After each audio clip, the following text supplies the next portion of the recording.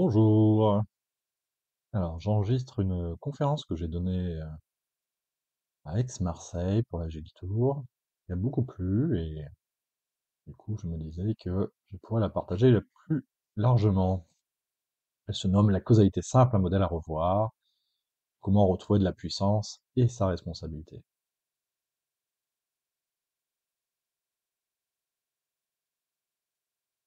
Alors, pourquoi je parle de ça? Parce que je me suis rendu compte, comme souvent, hein, c'est des observations que j'ai pu faire par ailleurs dans mes activités, dans mon quotidien, etc. C'est que on a une tendance naturelle à essayer de trouver des explications simples à des phénomènes qui sont pas du tout simples, hein, qui sont très complexes. Euh, Malheureusement, dans nos activités d'accompagnement, etc., eh ben, les solutions simples sont rarement les bonnes parce que effectivement, on est dans des relations humaines et les relations humaines, c'est une chose qui est très complexe en fait. Et donc, j'aimerais bien vous apporter cette vue, cette opinion, cette connaissance que je peux avoir pour essayer de sortir de cette causalité simple, que j'appelle causalité simple, de trop simplifier les choses, pour reprendre un peu de hauteur et en utilisant un tas de boîtes à outils, de retrouver en fait une forme de puissance dans ce qu'on fait, c'est-à-dire la capacité d'aller travailler des choses qui nous paraissaient difficiles ou sur lesquels on en avait pu faire une croix parce qu'on pensait que la cause étant simple, on ne voyait pas forcément d'autres angles d'attaque. Voilà. Et donc pendant cette vidéo, je vais essayer de vous présenter des cas concrets, de vous expliquer pourquoi on fait de la causalité simple hein, le plus souvent, et ce qui est tout à fait normal, et comment revenir à quelque chose de plus complexe pour pouvoir justement retrouver une forme de puissance et de responsabilité. Alors j'aime bien cette phrase parce que moi-même je l'ai entendue un certain nombre de fois, mais voilà, il y en a plein d'autres, hein. Et oui, t'es tombé malade, t'avais pas mis tes chaussettes hier soir et du coup t'as attrapé froid. Je pense que on l'a tous entendu sous une forme ou sous une autre, de ne pas avoir fait quelque chose et derrière d'avoir une conséquence malheureuse. Alors c'est intéressant cet exemple parce que on se rend bien compte que enfin, les deux sont pas liés, mais en tous les cas, il y a quelque chose de l'ordre de la victimisation, de la déresponsabilisation qui se joue.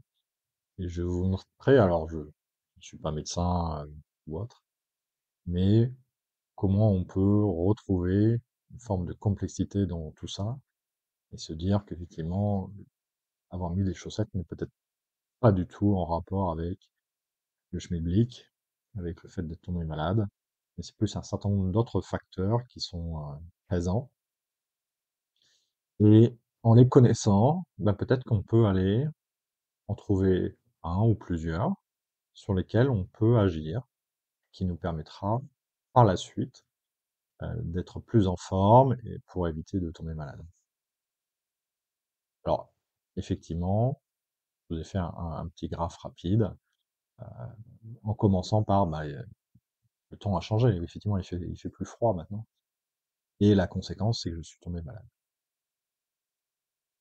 Alors, effectivement, comme ce n'est plus l'été, bah, j'ai une tendance naturelle à manger moins de fruits et légumes, parce que tout simplement, il y en a moins à disposition, il fait moins chaud, etc., etc., et donc j'ai moins de vitamines, mon système immunitaire est affaibli. Comme il fait aussi froid, moi qui avais l'habitude d'aller courir, d'aller marcher, etc., et ben, j'ai plutôt la flemme de sortir de chez moi en fait, parce que bah, il fait froid. Et du coup, pareil, hein, il y a une relation entre l'activité physique et le système immunitaire, et donc, encore une fois, quelque chose qui peut affaiblir le système immunitaire. De la même manière, les journées sont plus courtes, et du coup, bah, il y a moins de lumière, et ça crée du stress dans le système immunitaire. Et pour différentes raisons aussi, bah, peut-être parce que c'est plus les vacances et que bah, c'est la fin d'année, il y a plein de choses qui se préparent, j'ai un peu de stress, etc., et mon sommeil n'est plus de qualité. Également, comme il fait moins chaud, j'ai une tendance naturelle à boire moins, hein, aussi simple que ça. Et du coup, j'ai mes muqueuses qui sont moins hydratées et donc moins efficaces, et du coup, elles laissent passer plus de choses et des virus, etc. Comme il fait froid, je passe plus de temps dans des espaces clos plutôt que de m'aérer ou d'être à l'extérieur, et du coup, je suis au contact de plein de gens qui font la même chose que moi, qui sont dans des espaces clos. Du coup, je suis plus facilement au contact de virus. Et potentiellement, j'ai aussi mon état psychologique du moment, j'en parlais tout à l'heure, qui fait que bah, potentiellement, je me sens moins bien, et puis du coup, ça altère aussi des choses chez moi. Pourquoi je vous parle de ça, hein, alors j'ai pas fait un panorama complet, mais j'ai fait un panorama un petit peu large quand même. Ça me permet de voir que, en fait, au-delà de pas avoir mis de chaussettes hier soir, il y a quand même beaucoup de facteurs qui font qu'aujourd'hui, ben, c'est plus propice que je tombe malade, parce qu'il y a plus de facteurs internes et externes qui viennent jouer là-dessus. Ok.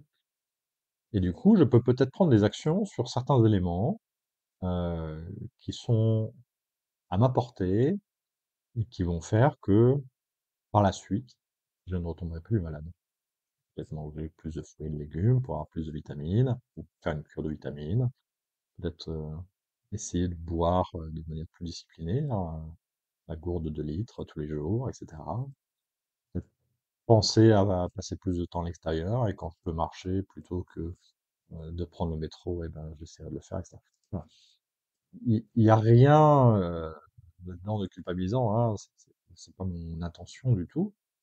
C'est juste vous dire, bah, naturellement, à la force des choses, euh, eh ben, il y a des choses sur lesquelles nous sommes venus réduire notre activité, notre manière de vivre, nos habitudes ont changé, parce que le temps a changé.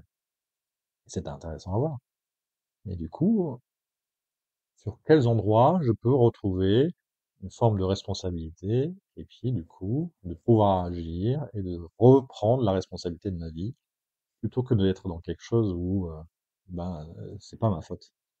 C'est pas ma faute, j'y peux rien, et puis c'est comme ça, il fait froid, ben, je tombe malade.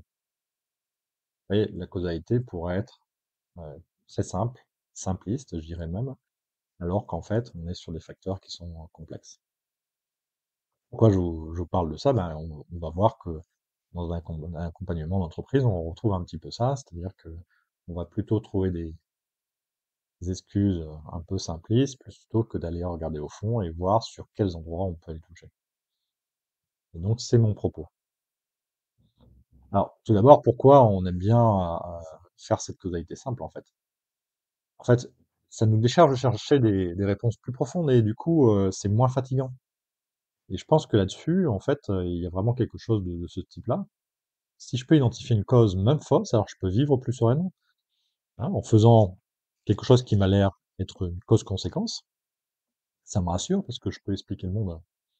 Et du coup, alors, le défaut, c'est que je peux tomber en victime et dire, bah, en fait, j'y peux rien parce que c'est comme ça, hein, il fait froid, donc je tombe malade.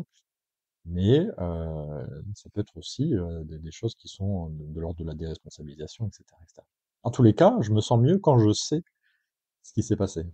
Ouais, ce soir, j'ai des turbulences un peu gastriques, on va dire. Ah oui, mais oui, c'est parce que ce midi, j'ai mangé des œufs. Alors, il y a peut-être une part de vérité, mais peut-être qu'il y a d'autres choses autour de ça. Et donc, pour le cerveau, en fait, c'est une manière de survivre, parce que son but principal, c'est d'économiser toute forme d'énergie. Et donc, s'il peut faire des rapports simples, confronté à une situation complexe, hein, eh ben, il va gagner de l'énergie. Et dans notre mode de vie, hein, c'est lié à une époque où la survie était fondamentale, ça nous permet d'agir rapidement, en fait. Cause, conséquence, réaction, action. Et du coup, ben, voilà, on peut survivre. Et du coup, on est dans des schémas, voilà, réducteurs. Et peut-être qu'aujourd'hui, en fait, on peut prendre en considération que nous sommes plus en mode survie, hein. La plupart d'entre nous ont un toit, ont de quoi manger, boire, le chauffage, etc. On peut peut-être agir différemment aujourd'hui. On n'est plus obligé de se laisser aller au pilote automatique, et de rester dans ce système où on ne pense que avec une causalité simple. Alors, le danger, effectivement, d'utiliser systématiquement la causalité simple, c'est que on tombe rapidement dans la déresponsabilisation et la victimisation. Et parce que on essaye d'expliquer un échec par une cause unique, euh, et la responsabilité sur des facteurs externes ou abstraits, hein, la culture de l'entreprise ne le permet pas, un tel n'est pas moteur, il résiste, etc. Et donc, en faisant ça, en fait, on limite, volontairement ou involontairement, hein, consciemment ou inconsciemment, nos actions possibles en nous mettant dans une posture de victime impuissante. On ne peut rien faire, et c'est comme ça. Je dis pas qu'il n'y a pas des cas où on peut trouver ce cas-là, mais j'ai l'impression que on va rapidement à cette conclusion. Et donc on entend des phrases de ce type-là, on peut pas changer les choses ici parce que bah, les gens ils résistent en fait au changement, ils n'ont pas envie de changer. Euh, Ce département ne collabore pas parce qu'ils sont tous désorganisés, hein, c'est la faute des autres. Nous on fait du mieux qu'on peut, mais au final, voilà, si eux ils font rien, ils font rien. C'est la faute de ce manager, il bloque tout. Enfin, encore une fois, un pointage du doigt vers un manager. On ne réussit pas ici parce que la culture entreprise ne le permet pas. Alors, ces explications sont pas forcément fausses, mais en tous les cas, elles figent la situation. Et au lieu d'aller chercher une capacité à agir, on se retrouve dans une impuissance, dans une victimisation. Alors, voilà, ça, c'est quelques compétences que je possède et j'ai bien cette image en me disant, bah, tiens, je peux peut-être faire tourner la roue des possibilités. Et puis, vous savez, comme une roue de loterie, là, ou du millionnaire, et puis tac, tac, tac, tac, tac, tac. Et puis j'arrive sur une compétence, et puis j'essaye de voir la situation au travers de l'une de ces compétences. Et peut-être que, en faisant tourner la roue X fois, eh ben, je vais avoir une vue un peu plus large de ce qui se passe. Voilà. Je vais avoir des vues hautes, des vues personnelles, des vues de groupe, des vues un peu plus systémique, etc. Ça me permet d'essayer de décortiquer les choses et de voir ce qui est en jeu et les relations qu'il peut y avoir entre tous ces éléments. Parfois, une seule compétence peut me suffire, hein. Ça me permettra de dénouer des choses et de réattaquer le sujet. Alors, je propose un premier cas d'étude, hein. C'était une entreprise, une grande entreprise, hein, qui est très connue, euh, dans lequel il y a une culture hiérarchique qui est assez forte, hein, euh, et sur laquelle, en fait, on m'a demandé d'intervenir pour mettre en place de l'agilité, le mindset, etc.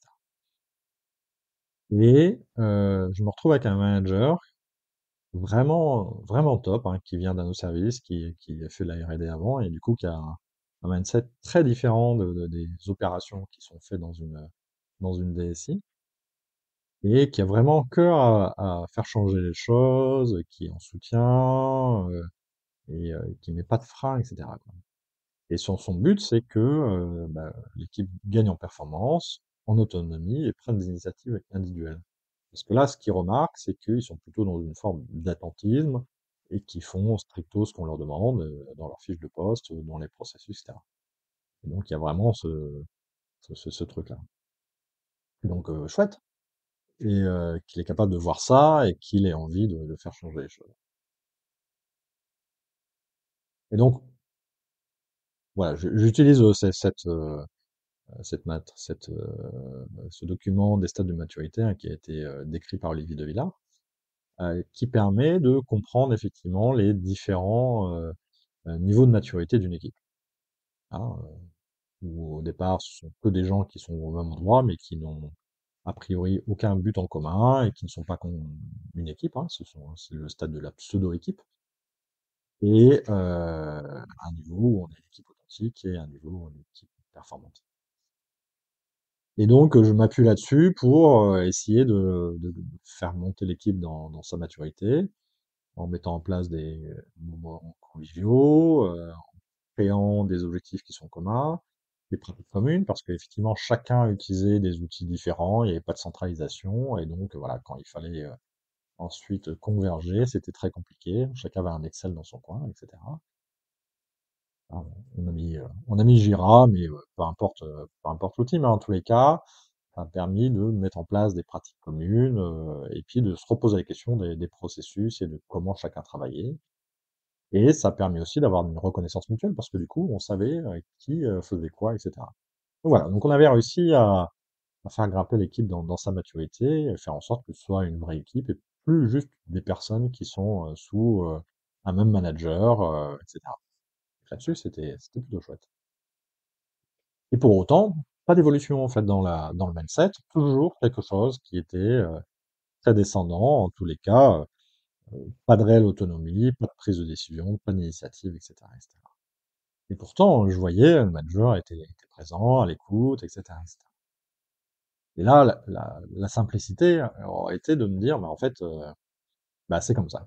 Là, on est dans une culture d'entreprise très hiérarchisée, et bon, j'ai beaucoup de seniors, des gens qui ont l'habitude de travailler comme ça, et voilà. On a atteint un certain niveau de maturité dans l'équipe, et c'est déjà cool. Mais on ne pourra pas dépasser parce qu'il manque tout un tas de composants que je ne pourrais pas apporter. Voilà, j'aurais pu en rester là. J'ai tourné ma roue et tiens, je vais utiliser l'analyse transactionnelle pour voir un petit peu ce qui se passe. Alors, en quelques mots, parce que c'est une théorie complète, hein, l'analyse transactionnelle, hein, et fait par Eric Berne dans les années 70, encore un truc tout à fait récent. Et vous connaissez peut-être le triangle de Karpman, le triangle dramatique de Karpman, avec sauveur, victime, persécuteur. Ce qu'on dit, c'est que dans une relation d'entreprise, on est souvent dans des jeux psychologiques parce que on a du mal à atteindre l'authenticité. L'authenticité, hein, c'est la capacité à parler en toute confiance de ce qui se passe chez nous, de parler de nos émotions, sans avoir peur qu'il y ait une conséquence fâcheuse. On puisse l'utiliser contre nous, etc., etc. Donc du coup, ce que Eric Berne a décrit, hein, c'est 6 niveaux de relations, d'activité, comme il dit, et le sixième, l'authenticité, le cinquième, les jeux psychologiques. Et c'est ce qu'on retrouve la plupart du temps en entreprise. Et ça n'a pas d'écart négatif, hein, ça n'a pas de connotation négative. C'est juste que plutôt que d'exprimer quelque chose de manière authentique, eh ben, on va passer par un biais, et puis on va se plaindre, on va engueuler l'autre, on va aider l'autre, etc. Voilà, les trois postures. Parce que on a du mal à aller vers l'authenticité. C'est juste une manière de communiquer qui fait que ben, on entre dans ce qu'on appelle un jeu. Le jeu n'est pas forcément dramatique, et a potentiellement aucune conséquence. En tous les cas, voilà, c'est une forme de maladresse qui est liée au fait qu'il manque parfois de sécurité dans nos relations. Ok. Et ce qu'on voit, c'est que la plupart du temps, on a une posture préférée. Moi, en tant que coach, naturellement, j'ai une posture de sauveur qui est bien ancrée, hein. J'ai envie d'aider les gens alors qu'ils ne me l'ont pas forcément demandé. En tout cas, quand je vois les gens en souffrance, en difficulté, ou sur lesquels je pourrais intervenir, ben, je n'hésite pas à y aller. Et donc, c'est ma posture peut-être préférée. Et ce qu'on voit, c'est que dans une relation, en fait, eh ben, on peut passer d'un état à un autre en fonction des circonstances. Et typiquement, j'ai quelqu'un qui va venir se plaindre de quelque chose, ben moi je vais essayer de la sauver, hein, même si elle m'a rien demandé. Et puis cette personne, comme elle a rien demandé et que je fais des choses pour elle ou à sa place, eh ben elle va pas être contente.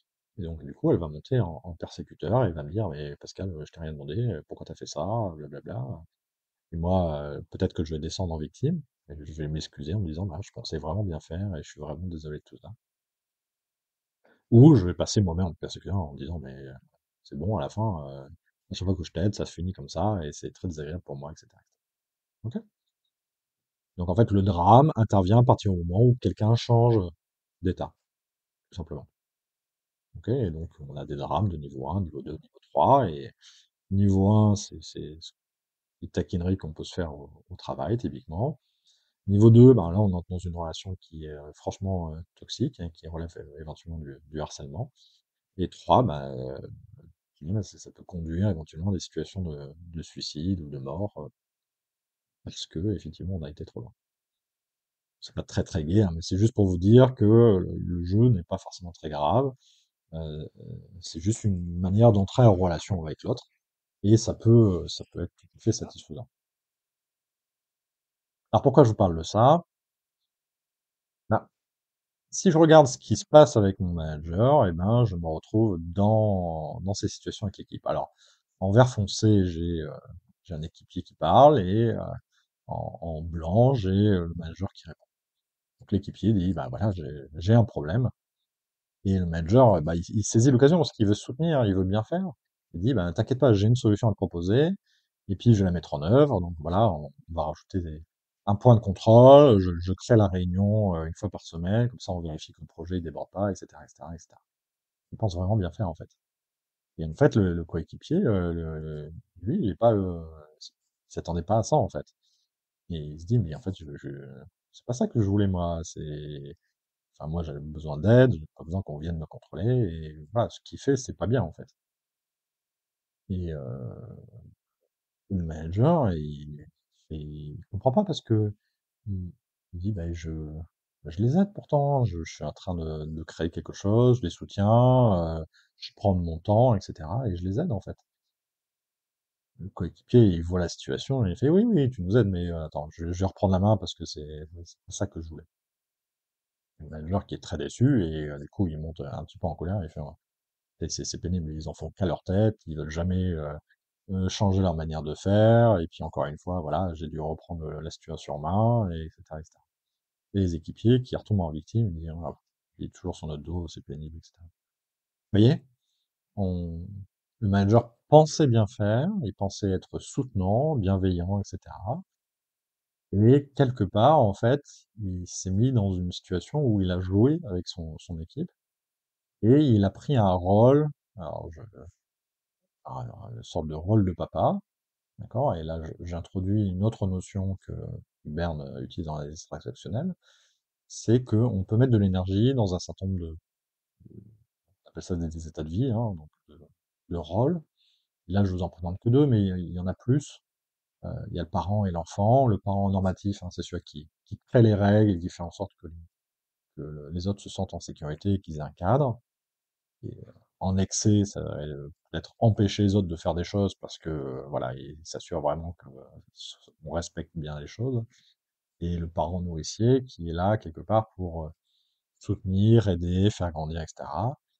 Et quelque part, quand il est un petit peu dans l'extrême, et ben, il va faire à la place, voilà, pour aider l'autre et faire en sorte qu'il se sente bien, etc., etc. Et en face, en fait, on a un état qui est l'enfant, qui peut être soit soumis, qui fait oui, oui, oui, tout le temps, ou qui est rebelle, ou qu'à chaque fois que l'autre fait quelque chose, en fait, il va dire c'est de la merde, pourquoi tu fais ça, j'ai pas envie de faire ça, pas comme ça, etc. D'accord? Et en fait, on consomme de l'énergie dans l'un et dans l'autre en fonction des réactions. Et potentiellement, quand votre interlocuteur se met dans une posture de parent, bah, naturellement, vous avez tendance à vous mettre dans une posture d'enfant.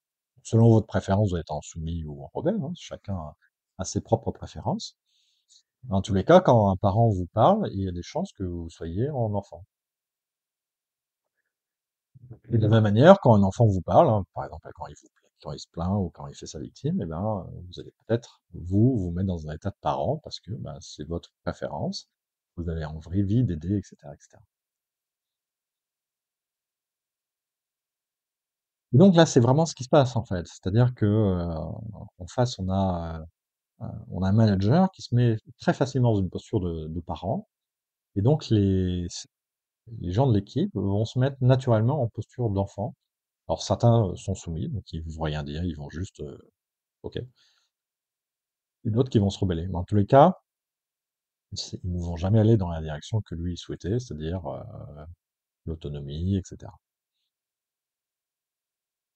Ce que j'ai pu faire comme accompagnement, une fois que je lui ai montré ça, parce qu'il faut passer par une étape de compréhension de la situation, etc. J'ai regardé avec lui si c'était OK pour que j'intervienne sur ce sujet et que je l'accompagne là-dessus, du coup. Et en gros, l'accompagnement, c'était de réussir à lui faire changer un petit peu son comportement, c'est-à-dire d'aller moins directement vers un parent, mais peut-être vers un état adulte, hein, qui est décrit par Eric Berne, qui est un état plus neutre, en tous les cas, sur lequel il n'y a pas d'intention particulière. Peut-être, voilà, de réussir à le faire aller là-dessus. En tous les cas, ce que je vais proposer, c'est que dans les réunions, à chaque fois que quelqu'un euh, soumettait une difficulté, il ne s'empresse pas à trouver des solutions, mais qu'il soit dans quelque chose qui soit plus de l'écoute, et de laisser émerger éventuellement la solution auprès de la personne, puisque si on lui laisse de l'espace, en fait, elle peut aussi naviguer là-dessus et potentiellement soutenir ensuite cette proposition. Euh, alors pourquoi pas la challenger, etc., mais surtout soutenir cette proposition et lui demander, mais de quoi tu aurais besoin pour que ça se fasse et comment je pourrais t'aider. Ça fait vraiment partie de ce qu'on appelle la toolbox, hein, sur la liste transactionnelle. Euh, C'est-à-dire, c'est quelques conseils qui vous permettent de sortir de ce triangle et dire, bah, quand vous avez une victime en face de vous, plutôt que vous empresser de la sauver alors qu'elle n'a rien demandé, c'est de lui redonner le pouvoir. Et donc lui dire, bah, en fait, j'entends, et c'est dur ce qui se passe, et je comprends tes difficultés. De quoi tu aurais besoin? En fait, vous lui redonnez la main. Vous lui demandez s'il a besoin d'aide, et potentiellement, vous lui demandez si moi, je peux l'aider, en fait. Déjà, ça va lui donner une matière à réflexion, et elle va changer de posture automatiquement, parce que bah, elle peut plus se complaire dans la victime, parce qu'il n'y a personne pour la sauver, ou pour la persécuter, en fonction de la situation. Du coup, elle reprend la main sur sa situation. Et si jamais elle vous dit, bah, j'ai besoin d'aide, peut-être qu'il faut lui demander, mais voilà, on peut travailler ensemble pour voir comment cette aide peut se formaliser, comment je peux t'aider, etc. Et surtout, ensuite, vous, en tant que sauveur patenté, je serais tenté de dire, c'est d'aller regarder si vous avez l'énergie pour le faire, si vous avez l'envie de le faire, et si vous êtes convaincu qu'à la fin, il y aura une récompense. Et cette récompense peut être simple, hein, ça peut être juste que la personne vous remercie pour ce que vous avez fait. Mais en tous les cas, si vous n'avez pas tout ça en tête, vous allez tomber dans une forme de frustration parce que vous n'avez pas très envie, vous n'avez pas trop l'énergie, pas trop le temps, et en plus, elle ne vous dit pas merci. Et ça va être frustrant, et là, vous allez repartir euh, dans le persécuteur, et du coup, vous allez rejouer en fait. D'accord? Donc, c'est important de prendre ces précautions, de savoir où est-ce qu'on se met. D'accord? Et donc, vous redonnez le pouvoir à la personne et vous changez de posture. D'accord? Vous sortez de votre sauveur et vous redonnez la puissance à la victime. Et grâce à ça, en fait, à chaque réunion, j'étais là, et chaque fois qu'il se lançait dans une proposition, je disais, ah, monsieur Solution! Et il me faisait, ah, Pascal, t'as raison. Et donc, Eline, je ne dis rien pour l'instant, je préfère t'écouter et me dire ce que t'en penses, etc., etc. Et donc, il redonnait la main aux collaborateurs, et au fur et à mesure, en fait, la relation a complètement changé, et les collaborateurs se sont sentis en confiance. Alors, d'une part, ils ont vu que le manager se faisait coacher en direct, et c'est quand même une preuve de courage, et une preuve que la personne veut changer, et du coup, il y a quelque chose de l'ordre de l'exemplarité, et ça, c'est chouette. Et en même temps, ils ont vu que on leur laissait aussi un espace pour faire ce qu'ils avaient à faire. Du coup, on a changé complètement la relation, et on a pu aller vers une équipe beaucoup plus autonome, qui prend des initiatives, etc., etc. Et voilà, c'était vraiment une manière de voir les choses qui a permis de sortir de, bah, en fait, la culture ne permet pas à une forme de libération des personnes, bah, en fait, ça n'a rien à voir avec la culture. On est vraiment sur des problèmes de relations interpersonnelles. Et donc, si on arrive à changer ce qui se passe, voir qu'en fait, systématiquement, ils entraient dans ce jeu de victime sauveur persécuteur, et ben, on allait pouvoir aller vers quelque chose de différent. Voilà. Là, on est vraiment sur un exemple de, tiens, je change ma manière de voir les choses. Là, je me suis concentré sur les relations interpersonnelles. Et peut-être que j'avais réfléchi à d'autres choses aussi, hein, par ailleurs, mais c'était celle-là que j'ai trouvé le plus pertinent. et ça m'a redonné des moyens d'action pour agir sur cette chose-là. Voilà. Je prends un problème, je fais tourner ma roue de compétences et j'essaye de regarder laquelle peut me servir.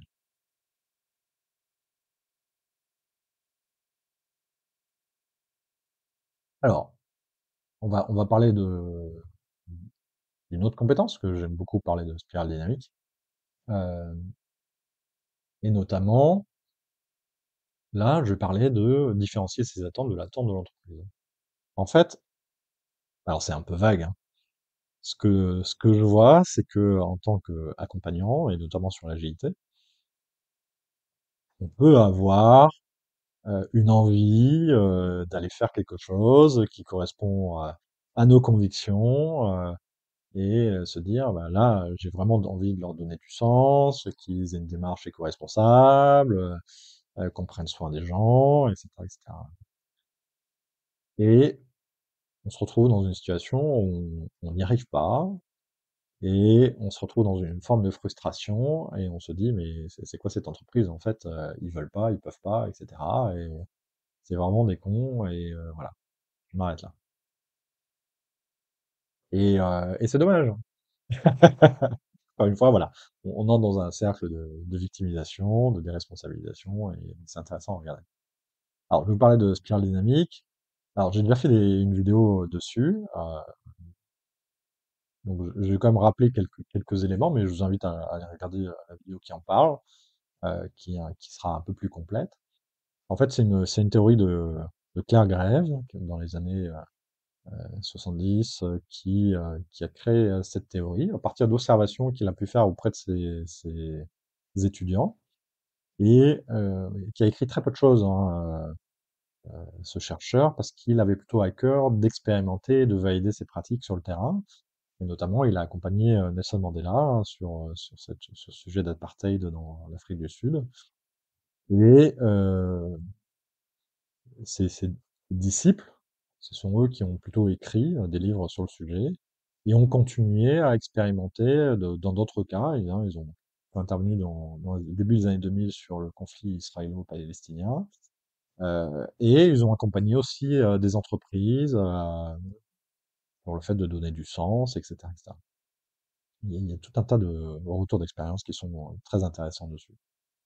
Euh, Voilà, comme toute théorie, on peut la critiquer, elle a sa vision des choses, etc. En tous les cas, moi, je la trouve assez pertinente et me permet de donner une vision de ce qui se passe en entreprise ou auprès des gens, etc. Et ça m'aide beaucoup à avoir une carte, on va dire, de lecture qui permet de mieux comprendre les choses. Alors, ce que Claire Grève dit, c'est que globalement, en fait, on est dans une forme de spirale, euh, dans lequel en fait on change le niveau de conscience régulièrement, et c'est quelque chose d'intégratif, c'est-à-dire que les niveaux par lesquels on est passé, ben, ils nous appartiennent et ils restent là jusqu'à la fin, et ça nous permet de vivre les choses d'une certaine manière. C'est un peu flou ce que je vous dis, mais en tous les cas, vous allez voir, on bascule d'un un niveau individuel à un niveau collectif sans arrêt, parce que en tant qu'individu, on se rend compte qu'on a besoin des autres. En tant que collectif, à un moment donné, on a besoin de retrouver notre individualité pour s'exprimer, etc. Et du coup, on passe de l'un à l'autre. Et du coup, ça décrit aussi bien les organisations, les sociétés, au sens, par exemple, la France, ou etc., que les êtres individuels. Et donc, on voit que le premier stade, alors on peut revenir à Cro-Magnon ou bien à nous quand on était bébé, c'est le stade de la survie, en fait, hein. C'est très instinctif, on n'a pas forcément plus de cadre que ça, mais on a besoin de s'alimenter, de dormir, de boire, et d'être protégé. Et c'est vraiment ça qui est important pour nous, et on n'a pas conscience du monde. D'accord? Donc c'est vraiment le niveau le plus bas. Et ensuite, on se rend compte qu'on a besoin des autres. Donc voilà, c'est l'âge où on prend conscience qu'on n'est pas seul, hein, c'est jusqu'à 3 4 ans, et on a besoin des autres pour évoluer, et c'est la sécurité d'être avec la tribu. Et on explique le monde comme on peut, c'est-à-dire par la magie, en fait. Et je sais que moi, mon fils, quand il y avait des orages, il avait peur. Il se jetait à la fenêtre parce qu'il espérait voir les dragons qui se battent dans le ciel. C'était son explication. C'est une forme de magie. Vous voyez? Donc on explique le monde par la magie. Euh, c'est les sociétés animistes, etc., etc. Ensuite, on était dans le collectif, on revient vers l'individuel, hein, c'est les âges entre, on va dire, 4 et 7 ans, on va dire, où effectivement la force est quelque chose qui est très important, la prise de pouvoir. euh, c'est l'enfant qui va prendre le jouet du copain et qui va éventuellement lui donner un coup pour le prendre parce que il le veut vraiment et il comprend pas pourquoi l'autre ne lui donne pas. Dans l'histoire, on peut voir ça aussi dans l'Empire romain, hein, où à un moment donné, je veux quelque chose, je le prends, et c'est pour ça que j'ai des esclaves, c'est pour ça que si je veux devenir empereur à la place de l'empereur, bah, je le tue, et si je veux la femme du voisin, bah, je tue le voisin, enfin, etc. Il y a pas de règle morale, on est sur quelque chose de très centré sur soi, et euh, le courage, la puissance, la force, la valeur, etc. Et à un moment donné, bah, on s'est rendu compte que ça marchait plus bien, et du coup, on est passé dans un autre système. Et là, au niveau de l'enfant, c'est le système où on rentre à l'école et on apprend qu'en fait, il y a des règles et qu'il faut il faut obéir.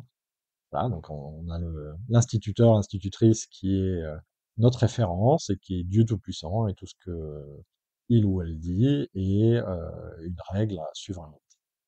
Hein, c'est vraiment le début de l'école, et là, c'est la normalisation. On apprend les valeurs morales, les notions de bien ou de mal, etc. Et on retrouve ça avec l'Empire chrétien, hein, notamment, hein, avec une forme de soumission très forte, peur de l'exclusion, de l'excommunication, de la punition, etc. Et on obéit aveuglément à un livre de loi, hein, qui peut être la Bible ou d'autres choses. En tous les cas, c'est quelque chose qui est très prégnant. Au bout d'un moment, effectivement, on a envie de sortir de ce collectif qui est un peu écrasant, et on arrive à un âge où ben, on retrouve son individualité et on apprend qu'il faut être le meilleur, qu'il faut avoir les meilleures notes, qu'il faut être le premier de la classe, etc., etc. Et cetera. Et c'est l'ascension sociale, et tous les moyens sont bons pour y arriver. Alors tous les moyens, sauf qu'on a pris le bien et le mal quand même, donc on ne tue plus pour ça, mais en tout cas on va utiliser la science, l'athlétisme, le capitalisme, enfin tous les moyens qui nous sont donnés pour pouvoir réussir, amasser des biens pour montrer que socialement, on est le meilleur. Ok, donc à l'école, ça passe notamment par les notes, mais ça peut être aussi par l'habillement, par le sport, etc. Dans notre société, bah là, on est dans le capitalisme, hein, on est au cœur de ça, et effectivement, celui qui a la plus belle voiture, la plus belle maison, la plus belle femme, le plus d'enfants, etc. Ok. Et puis ensuite, on repasse dans un collectif parce que l'individu, c'est bien, mais à un moment donné, on a besoin des autres quand même. Et là, on passe dans un niveau où beaucoup d'égélistes sont, hein, d'ailleurs, et où on rejette toute forme de hiérarchie et de compétition.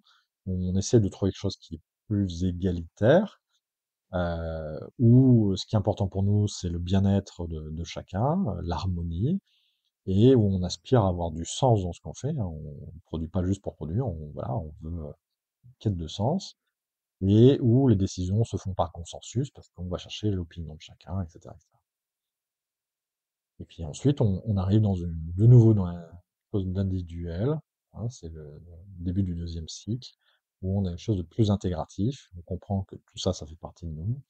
Euh, et le leadership n'est plus quelque chose de mal, mais plus quelque chose qu'on va prendre pour le bien des autres, et pas pour soi, en fait. Et à un moment donné, on va lâcher éventuellement ce leadership parce qu'on voit que ben, quelqu'un d'autre peut le faire, ou ça a plus sens de le faire à ce moment-là, etc. Avec une vision plus systémique, en fait. Hein, on va pas s'intéresser à juste améliorer ce qui se passe ici, mais de manière plus globale, prendre conscience de la planète, etc., etc.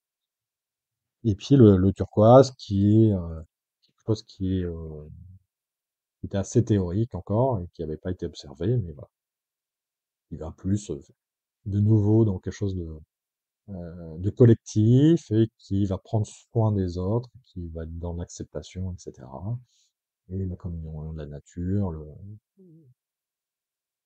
le fait de savoir qu'on fait partie d'un tout. Voilà. Alors pourquoi je vous parle de ça? Parce que aujourd'hui, on se rend compte que la plupart de nos sociétés sont dans des niveaux de bleu ou orange. On retrouve beaucoup de sociétés qui sont encore beaucoup dans le processus, dans le faire, et éventuellement dans la compétition, ou en tous les cas dans la recherche de performance, d'argent, d'image, de succès, etc. Et on assiste à un mouvement doux, on va dire, pour passer à du vert. Et je pense que les agilistes en font partie, pour donner du sens, recréer de la valeur, et puis prendre soin des uns des autres, mouvement climatique, etc., etc. Mais pas que, hein, il va prendre soin des uns des autres et prendre en compte les gens. Et pourquoi je vous parle de ça? Parce que eh ben, c'est intéressant de savoir positionner un petit peu les endroits où on intervient, les gens avec qui on intervient, pour savoir comment on va parler avec eux. Alors, la spirale, c'est quelque chose qui est intégratif, c'est-à-dire que beaucoup de personnes se considèrent comme étant identifiées à l'une de ces couleurs. Par exemple, voilà, je suis agiliste, je suis vert. Alors, c'est un défaut de langage. En fait, je ne suis pas vert, j'ai une proportion de vert qui est importante, avec une proportion d'orange qui l'est moins, parce que j'ai lâché un peu, etc., etc. Et donc, c'est ce que je représente dans ce schéma. Aujourd'hui, je vois que ma portion de beige, de survie, est assez congrue, parce que c'est pas une problématique pour moi. Ma portion de violet reste assez présente, hein, parce que je continue à m'émerveiller de la magie de notre monde, et je crois qu'effectivement, il se passe des choses qu'on peut pas toujours expliquer. Le rouge est assez faible chez moi, parce que bah, j'aime pas le conflit, j'ai une colère chez moi, quelque chose d'assez tabou, et j'ai pas toujours le courage d'aller affronter. Voilà. Euh, voilà, le rouge, c'est pas quelque chose de tabou, mais chez moi, et effectivement, est assez faible. Donc, chez d'autres personnes, peuvent être plus importantes, et ça leur donne le courage d'aller au travers des obstacles et d'aller affronter leurs peurs, les problématiques, et puis d'aller au cœur des sujets. Donc, ça peut être aussi une très grande force, hein. Euh, le bleu reste important aussi pour moi. Je vois que, par exemple, quand je joue à un jeu de société, c'est pas tricher, en fait. C'est important pour moi qu'on respecte les règles de manière générale. Et pour autant, effectivement, quand j'interviens, je suis le premier à essayer de changer les règles. Mais je vais apporter des nouvelles règles. Donc voilà, le bleu reste important pour moi. Le orange reste quelque chose qui est présent, hein, parce que malgré tout, j'ai besoin d'être reconnu. Et c'est peut-être pour ça qu'aujourd'hui, je fais des conférences, je fais des vidéos, etc. Le besoin d'être reconnu. Et puis, bah, de bien gagner ma vie, d'avoir de l'argent, et puis d'avoir une forme d'aisance qui m'aide. Et pour autant, voilà, le vert chez moi est très très très présent. Je vois que j'ai besoin d'appartenir à des groupes, que je prends soin de ce besoin et que je prends soin des groupes, que je m'adapte souvent à ces groupes, hein, et que j'ai du mal à faire monter ma voix parfois, parce que je prends soin de l'opinion des gens et de leur bien-être. Et voilà. Et j'ai mon jaune qui émerge, parce que je me rends compte que j'ai conscience de tout ça et que souvent j'essaie d'avoir une vision qui est plus globalisante. Et aujourd'hui, j'affirme plus mon leadership. Voilà. C'est une interprétation de moi. Voilà. Chacun peut faire la sienne et regarder qu'est-ce qui est présent chez soi plus que d'autres. Ok? Ça aide à se comprendre aussi. Là, par exemple, c'est une entreprise dans laquelle j'interviens. Euh, eh ben, effectivement, on a quelque chose, une cartographie qui est de ce type-là, donc elle n'est pas en survie, hein. Il y a un violet qui est assez important, puisque voilà, les traditions sont importantes.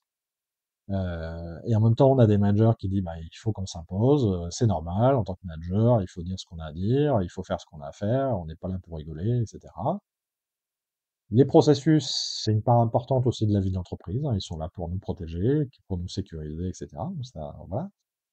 Et on a une part d'Orange qui est quand même prégnant parce que ben, ils recherchent la performance, ils ont des actionnaires à valoriser à la fin de l'année, etc., etc. Et une petite part de vert parce que ben, on commence à faire attention au bien-être et ça se voit par différentes manières, hein, des surveys, voilà, des enquêtes de satisfaction collaborateurs qu'on peut faire, la mise en place d'un certain nombre d'événements, mettre des fruits dans les open space, etc., etc. Ça montre qu'on fait attention aux autres. Le orange, donc vérifier la performance dans les récompenser, hein, donc il y a vraiment ce système de bonus, etc., qui permet de valoriser le travail de chacun. Le bleu, ben voilà, il faut être très clair sur le framework. Tout ça, pour moi, c'est des choses qui montrent qu'on va valoriser chacune des couleurs. D'accord? Et ce que va attendre l'entreprise. D'accord? Donc on va valoriser le courage, on va respecter les sachants, on va respecter les traditions, la manière de faire. On va, comme le bleu est important, on va être très clair sur la manière dont on va travailler, on va bien former, on va faire des checklists, etc., etc. D'accord? Donc, pour moi, la partie droite, c'est vraiment la partie à laquelle je vais être attentif parce que c'est ce que l'entreprise me demande du fait de sa culture d'aujourd'hui. D'accord? Donc, je comprends comment je peux agir grâce à ça, en fait. Ok? Comme il y a beaucoup de orange, et ben, éventuellement, tous ces changements vont créer des opportunités pour se faire valoriser, pour se faire connaître, pour trouver un job qui va permettre, etc., etc. Mais en même temps, il faut que je sécurise, etc., etc. Ok? Alors, ce qui est important, c'est qu'est-ce que j'apporte et qu'est-ce que je projette. Donc, vous voyez, si je mets les deux diagrammes, l'entreprise dans laquelle j'interviens et moi, le coach, on voit qu'en fait, les niveaux d'importance qu'on donne à certaines choses ne sont pas les mêmes, en fait. Et moi, je vois que j'ai une frustration parce que comme je suis très vert, en fait, j'ai faire attention au bien-être des gens est super important. Et puis, mon premier réflexe, c'est de donner du sens dans ce qu'on fait, en fait. Mais faites attention, là, ça a aucune valeur ce qu'on fait. On produit, on produit, on produit, mais finalement, le client, est-ce qu'on s'intéresse au client? Est-ce qu'on s'intéresse à ce qu'il veut, etc., etc. Et là-dessus, c'est quelque chose sur lequel je vais venir rapidement parce que c'est important pour moi. Et l'entreprise, ce qu'elle me demande, c'est, mais oui, mais nous, c'est la performance. Il faut d'abord que on livre vite, beaucoup, souvent, qu'on gagne de l'argent, qu'on réduise les coûts, etc., etc. Et puis surtout, les processus, ils sont importants, hein, donc on touche pas aux documentations, etc., etc. Voilà. Et il m'envoie ça avec aussi beaucoup de force, beaucoup de conviction, hein, cette partie rouge. Et moi, j'ai peut-être un petit peu peur d'aller contre ces convictions parce que moi, mon rôle est pas très développé. Mais je garde l'espoir parce que j'ai cette partie un peu magique qui est là. Donc c'est assez intéressant de voir que moi, quand j'interviens et ce qui se passe en entreprise, eh ben, il y a une part de projection parce que moi, je suis dans d'autres niveaux avec d'autres aspirations. Et là, on le voit très bien, hein, c'est très très clair. Alors que mon entreprise, elle souhaite des choses. Et du coup, pourquoi je vous parle de ça? Je vous dis peut-être que il faut se rephaser. Et moi, qui suis dans des couleurs un peu plus hautes, eh ben, l'entreprise peut pas me rejoindre dans ce rêve, en fait. Il faut que moi, je descende dans cette réalité et potentiellement, avec tout un tas de travail, je vais pouvoir éventuellement faire grandir la part de vert, peut-être faire réduire la part de bleu ou de rouge, etc. Mais en tous les cas, à la date d'aujourd'hui, c'est compliqué d'apporter des choses qui concernent le sens, qui concernent la valeur de ce qu'on fait, le bien-être, etc. Ok. La préoccupation majeure de cette entreprise, c'est de faire les choses avec des processus qui sont garantis et d'aller vite et d'aller fort. C'est sa préoccupation aujourd'hui. Donc aujourd'hui, je vais faire un changement qui va conduire à ça. Et une fois que les équipes verront qu'on y arrive, eh ben, ça va peut-être détendre des choses et on va pouvoir passer du temps ensuite sur le sens, la valeur, les gens, etc., etc.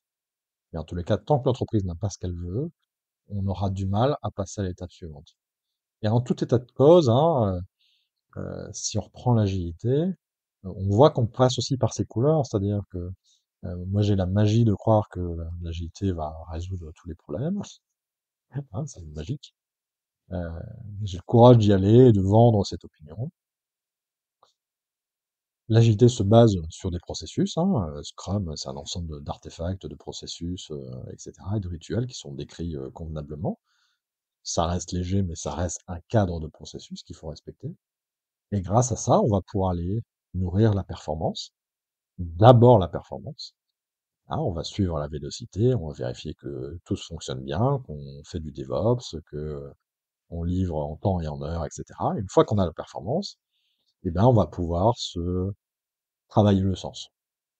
Mais il faut bien respecter ces étapes dans cet ordre-là. Et parce que si vous n'avez pas les processus, vous êtes cadre et du coup, vous allez créer de l'insécurité. Et avec de l'insécurité, vous ne pouvez pas vers la performance. Une performance va créer aussi un cadre de sécurité. On sait qu'on est capable de faire des choses. Donc maintenant, on peut décider de ce qu'on veut faire. Donc on va pouvoir choisir de faire de la valeur, la satisfaction, et puis le faire bien entre nous, de manière qualitative et puis quantitative, etc. Vous comprenez? Donc il y a vraiment un phasing à respecter qui est important. Et du coup, voilà. Mes projections, l'entreprise, et puis trouver un terrain d'entente entre les deux. Voilà en ce qui concerne la spirale. Alors cette image, pour dire, bah, en fait, une transformation, c'est un long chemin qui monte au sommet, mais ce chemin, il est pas droit, et surtout, on ne peut pas prédire les étapes par lesquelles on va passer. C'est-à-dire qu'à chaque fois qu'on apporte quelque chose, on va se retrouver face à autre chose, et du coup, il faut prendre le temps d'analyser le contexte, de faire tourner cette roue de compétences, et se dire, mais tiens, qu'est-ce que je vais pouvoir maintenant activer pour essayer de passer à une autre étape? Et d'étape en étape, de continuer ainsi le changement. Alors, voilà, c'est ce que je dis, tout ça, ça va permettre, une fois qu'on a la compréhension, hein, c'est ce que j'aime beaucoup dire depuis un an ou deux, dire, bah, je prends conscience de ce qui se passe et je ne subis plus. Je prends conscience, je sais ce qui se passe et je retrouve un lieu de pouvoir dans lequel je peux prendre des décisions. Et en prenant une décision, eh ben, je peux choisir d'aller dans un endroit ou dans un autre. On va recartographier la complexité, c'est-à-dire que on va identifier tous les facteurs qui permettent sur lesquels on va pouvoir jouer, humains, organisationnels, culturels, essayer de créer une vision systémique, comment ces facteurs interagissent-ils entre eux, éventuellement, et puis ensuite prioriser, hein. On est des accompagnants, des agilistes, on sait ce que c'est la priorisation par la valeur. Et puis sortir de cette forme de victimisation où on se dit, bah en fait, c'est pas ma faute, c'est comme ça, etc. Et surtout se dire qu'il n'y a pas de recette magique, en fait. C'est-à-dire que chaque accompagnement est différent et il faut réinventer à chaque fois son mode d'accompagnement. Parce que les niveaux de maturité sont différents, les personnes sont différentes, leur mindset est différent, leurs comportements sont différents, etc. Donc, il faut reprendre un temps d'analyse pour voir quelle est la situation et ensuite trouver les actions qui correspondent à ces situations, plutôt que d'essayer d'appliquer par la force quelque chose parce que on sait que, ok, je suis dans une entreprise qui est plutôt orange et donc ils veulent le résultat, donc blablabla.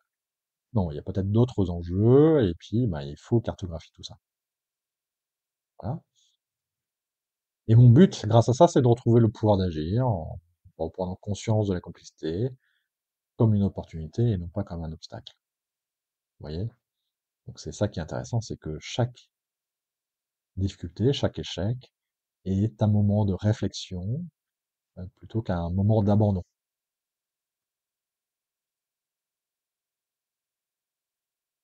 Et je pense, et c'est vraiment une conviction, hein, je pense qu'en renonçant à la causalité simple, eh ben, on va pouvoir aller vers des transformations qui sont plus profondes et plus durables parce qu'on va aller vraiment impacter ce qui se passe en fait, plutôt que d'aller sur la surface et d'être dans une pensée magique. Voilà.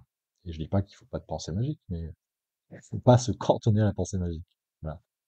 Et donc derrière chaque résistance ou échec, il y a une richesse de facteurs à explorer. C'est là-dessus que je vais vous laisser. Merci beaucoup.